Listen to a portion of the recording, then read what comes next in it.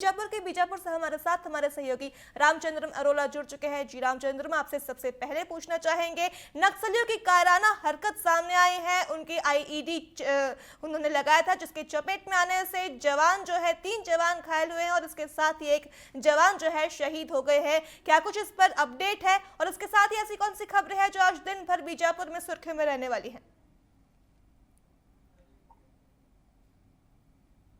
जी बिल्कुल, ये जो पूरी ये घटना है कहीं ना कहीं पिछले दिनों से लगातार जिस तरह की शांति था बीजापुर में, आज ये दुख की घड़ी है जरूर है, क्योंकि जो जवान है बीजापुर के जवान जनता के लिए, देश की सेवा के लिए लगातार अपनी सेवा देते रहते हैं। लगातार आम जनता जो है वो शांति से रहे, इसके लिए भी लगातार अपनी ड्यूटी में भी तैनात है। लेकिन आज जिस तरीके से जो जानकारी निकल कर आया, 17 तारीख के जो बीजापुर के डीआरजी और अन्य जो बल है नक्सल ऑपरेशन पे वो निकली हुई थी। नेशनल पार्क जो भोपालपट्टनम का क्षेत्र पड़ता है, उल्लू क्षेत्र बताया जाता है कि आधिकारिक पुष्टि जरूर नहीं हुई, लेकिन यहाँ पर जिस तरीके से नक्सल अभियान के दौरान जो माओवादियों की आईडी जो है आईडी ब्लास्ट हो जाते हैं, जिसमें हमारे जो जवान है डीआरजी का जो दिनेश नाग बताया जा रहा है, जो वो शहीद हो जाते हैं। उनके साथ साथ जो 3 जो अन्य जवान है वो घायल हुए। घायल जवानों की जो है प्राथमिक जो इलाज के बाद जो इलाज है जो अच्छी इलाज मिले उसके लिए जो अधिकारी है पूरे तमाम व्यवस्था वो करेंगे। लेकिन कहीं ना कहीं ये जो घटना है, तो घटना के बाद जो क्षेत्र में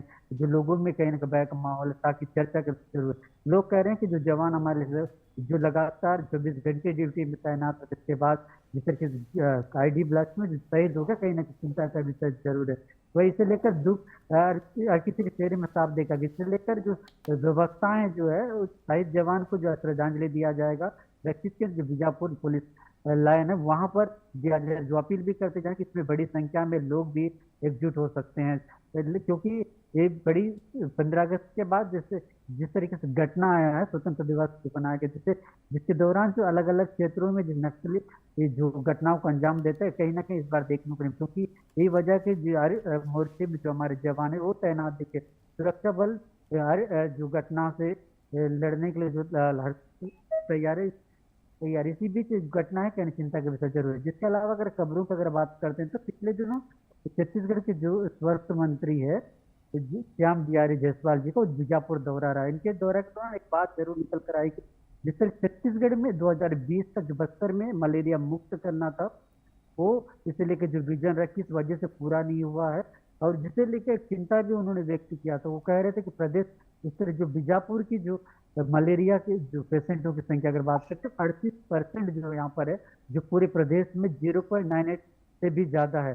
क्योंकि ये बात हम इसलिए भी कह रहे हैं कि पिछले दिन जो रक्षाबंधन था 9 तारीख के, 9 तारीख एक छात्रावास एक बच्चा जो है वो छुट्टी लेकर अपने ग्रामीण क्षेत्र चला जाता है, उसके बाद वो बीमार पड़ता है। परिजन को कहना था कि रविवार को आनंद पर उन्हें स्वास्थ्य जो केंद्र बीजापुर को वहां भर्ती किया जाता है। 3 दिन जो इलाज चलता है मलेरिया का, उसके बाद उनके ढिमरापाल रिफर किया जाता है। उसके बाद वहां पर जो इलाज चलता है, इलाज के दौरान उनकी मौत होती है। कहीं ना कहीं मलेरिया की जो मौतों का जो आंकड़ा वो कम नहीं हो रहा है, क्योंकि स्वास्थ्य विभाग भी मुझसे दिख रहा, प्रशासन भी मुझसे दिख रहा। देखिए कब तक ये मलेरिया मुक्त हो गए, चिंता का विषय, क्योंकि मंत्री भी ने व्यक्त किया था, प्रशासन भी मुझसे अब देखना होगा, क्योंकि चिंता का विषय जरूर है। क्योंकि अलग अलग क्षेत्रों में मलेरिया से मौतें जो है बच्चों का लगातार हो रहा है। वही जो छात्र है वो छुट्टी में जाते हैं, उसके बाद जो मौत का अलग अलग घटनाओं में, ये भी बड़ी चिंता का विषय जरूर है। ठीक रामचंद्रम, आपसे पूछना चाहेंगे, मौसम को लेकर के क्या कुछ जानकारी है, वहां पर क्या कुछ अपडेट है?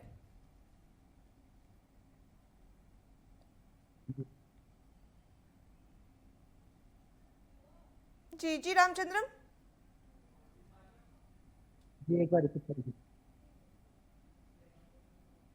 रामचंद्रम, आपसे पूछना चाहेंगे, मौसम को लेकर के क्या कुछ अपडेट है वहां पर?